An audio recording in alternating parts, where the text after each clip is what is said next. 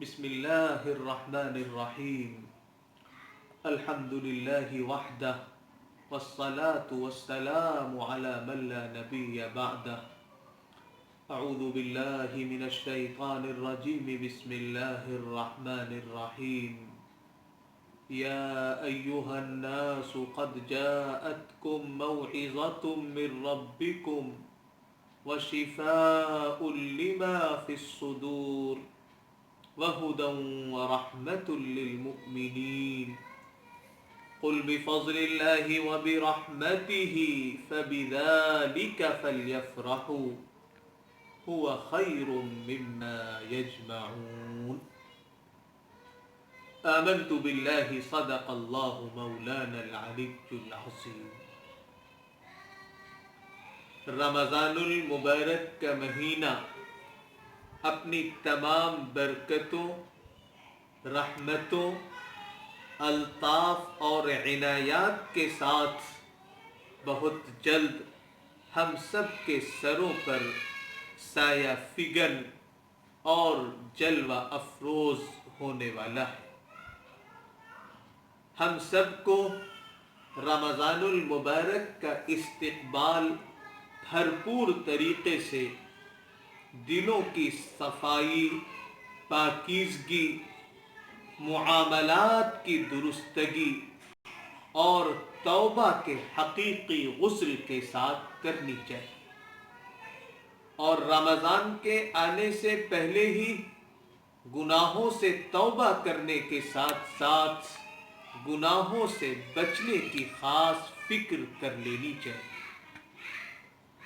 اور قرآن کریم کے ساتھ ہمارا تعلق اور ہمارا ربط بہت زیادہ بڑھ جانا چاہیے.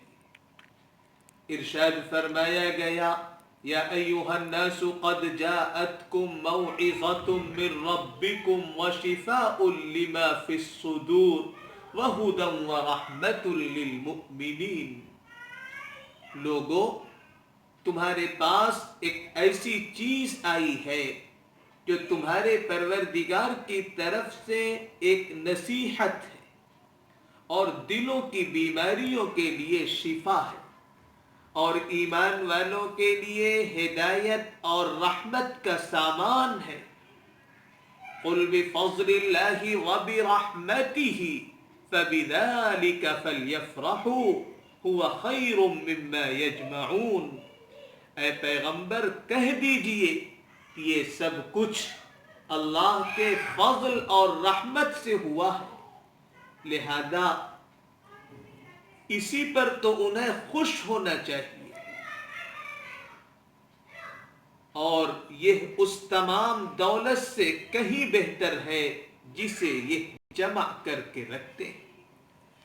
قرآن کریم کی تلاوت کا خاص اہتمام کرنا چاہیے اور کچھ حصہ قرآن کریم کا ترجمے کے ساتھ ضرور پڑھا جائے اور اس کا خاص نظام رمضان کے آنے سے پہلے ہی رمضان کے استقبال اور رمضان کی تیاری کے طور پر بنا لیا جائے.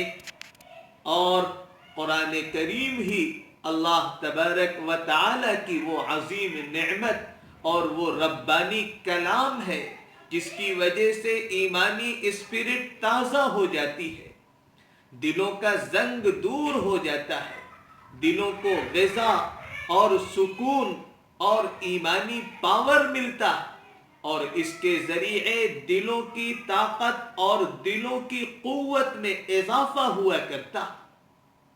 اسی کے ساتھ ساتھ اللہ کی رحمت کو متوجہ کرنے والی بہت عظیم چیز ہے درود شریف. درود شریف کی خوب کثرت ہو اور خوب زیادہ اس کا اہتمام رکھا جائے. بلائیں وبائیں ٹل جاتی ہیں، دور ہو جاتی ہیں درود شریف کی برکت سے.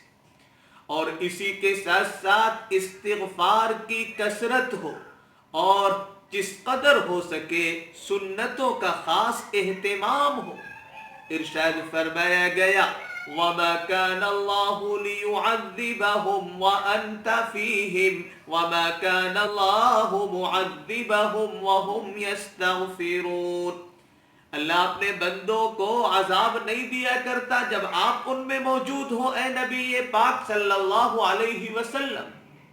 اور جب آقا علیہ السلام اس دنیا سے پردہ فرما گئے تو مفسرین کرام اور علماء امت نے فرمایا کہ آپ کا طریق، آپ صلی اللہ علیہ وسلم کا اسوہ اور آپ صلی اللہ علیہ وسلم کی مبارک اور پاکیزہ سنتوں کا اہتمام یہ عذاب الہی سے بچانے کا نسخہ اور بچانے کا ذریعہ. اور آگے فرمایا گیا اللہ اپنے بندوں کو عذاب نہیں دیا کرتا جب وہ استغفار کرے، صحیح معنوں میں اللہ سے توبہ کریں، اللہ کے در پہ پڑ جائیں، اللہ کی بارگاہ میں ندامت کے اور شرمندگی کے آنسو بہائیں. اور اسی کے ساتھ ساتھ ایک اور کلمہ جس کی بڑی فضیلت قرآن کریم میں ذکر فرمائی گئی، حضرت یونس علی نبینا وعلیہ السلام کا تذکرہ کرتے ہوئے کہ جب انہوں نے اس کلمے کو کہا لا الہ الا انت سبحانک انی کنت من الظالمین، اے اللہ آپ کے سوا کوئی عبادت کے لائق نہیں ہے، اختیار کامل آپ کا ہے، معبود حقیقی آپ ہی ہیں، سر جھکانے اور پیشانی رگڑنے کے لائق آپ ہی کی ذات ہے، آپ ہی کی بارگاہ میں ہماری پیشانیاں جھکیں گی، ہماری ناکیں رگڑی جائیں گی.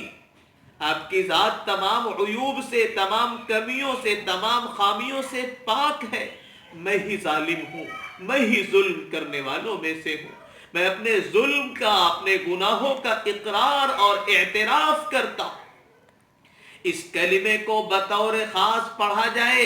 اللہ پاک فرماتا ہے حضرت یونس علیہ السلام کا تذکرہ کرتے ہوئے فَاسْتَجَبْنَا لَهُ وَنَجَّيْنَاهُ مِنَ الْغَمِّ، چنانچہ ہم نے ان کی دعا قبول کی اور ہم نے ان کو گھٹن سے، غم سے نجات دی.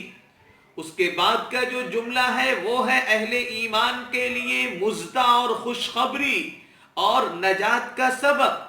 وَكَذَلِكَ نُنْجِي الْمُؤْمِنِينَ، اسی طرح ہم ایمان لانے والوں کو نجات دیا کرتے ہیں.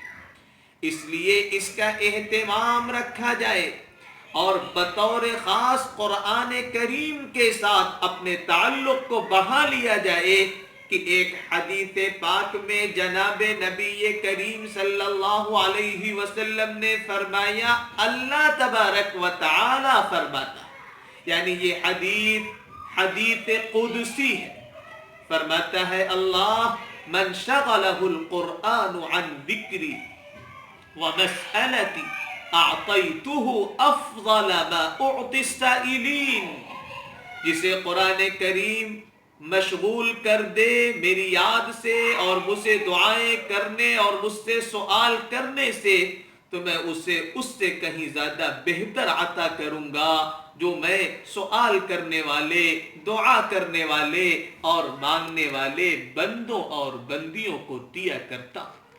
اس لیے قرآن کریم کے ساتھ خاص تعلق اور خاص ربط قائم کر لیا جائے اور احادیث مبارکہ کے بیان کے مطابق، اور خاص طور پر وہ احادیث جن میں فتنوں کا، آزمائشوں کا تذکرہ کیا گیا ہے، ان کے بیان کے مطابق موجودہ دنیا کا نظام اور ہمارے ملک کا نظام بھی یہ بتا رہا ہے، یہ بتا دے رہا ہے کہ دجال اکبر کے ظاہر ہونے کا زمانہ قریب تر ہو چلا. دجال اکبر سے پہلے چھوٹے دجال ہوں گے، یعنی ایسی ایسی چیزیں اور ایسے ایسے امتحانات اور ایسی ایسی آزمائشیں کہ جن میں صحیح اور غلط، سچ اور جھوٹ، حق اور باطل ایسا گڈمڈ اور اس طریقے سے مخلوط اور ایسا ملا ہوا ہوگا کہ فرق کرنا مشکل ہوگا کہ کیا ہے حق، کیا ہے باطل، کیا ہے سچ، کیا ہے جھوٹ، کیا ہے صحیح، کیا ہے غلط، کیا ہے سفید، کیا ہے سیاہ. صاف سمجھ لیجئے یہ سارے حالات ملکی طور پر بھی اور بین الاقوامی اور انٹرنیشنل طور پر بھی اسی کی ترتیبات ہیں. اور جس دجال اکبر کے سلسلے میں امام مسلم رحمت اللہ علیہ نے جو حدیث پاک ذکر فرمائی ہے اس کے الفاظ ہیں ما بین خلق آدم الى قیام الساعة امر اکبر من الدجال. حضرت آدم علیہ السلام کی پیدائش سے لے کر قیامت کے قائم ہونے تک کوئی بھی معاملہ دجال سے زیادہ بھیانک اور دجال سے زیادہ ہولناک نہیں. اور ہر نبی نے اپنی امت کو دجال کے فتنے سے ڈرایا. اس لیے ان حالات میں بطور خاص کھلے ہوئے اور چھپے ہوئے تمام فتنوں سے پناہ مانگنے کے ساتھ ساتھ دجال کے فتنے سے ہر نماز میں پناہ مانگی جائے. اور اس فتنے سے حفاظت کا خاص نسخہ ہے سورہ کہف کی تلاوت اور سورہ کہف کے ترجمے اور تفسیر کا مطالعہ اور سورہ کہف کے مضامین کو اپنی زندگی میں شامل کرنے کی فکر اور ایمانی اسپرٹ اور اللہ کے غیبی نظام اور اللہ کی قدرت کاملہ پر یقین کامل پیدا کرنا. مادی اسباب وسائل ہیں لیکن ان میں تأثیر پیدا کرنے والی ذات اللہ ہی کی ہے. یہ یقین کامل پیدا کرنا تو اس کا خاص اہتمام رکھا جائے. ہر جمعے کے دن ہر جمعے کو سورہ کہف کی تلاوت کی جائے. خاص طور پر اس کا پہلا رکوع اور ترجمے کے ساتھ اسے پڑھا جائے. دجال کے فتنے سے حفاظت کا بہت خاص نسخہ ہے جو ہم سب کے محسن اور ہم سب پر بہت مہربانی فرمانے والے اور ہم سب کے ساتھ بہت شفقت رکھنے والے رسول رحمت ہادی برحق جناب نبی کریم صلی اللہ علیہ وسلم نے عطا فرمایا ہے. مضبوطی کے ساتھ اس نسخے کو تھام لیا جائے اور رو رو کر دجال کے فتنے سے حفاظت اور ایمان کی بقا اور ایمان کی سلامتی کی دعا کی جائے. اللہ تبارک و تعالی ہماری اس گزارش کو قبول فرمائے، ہم سب کے ایمان کی حفاظت فرمائے.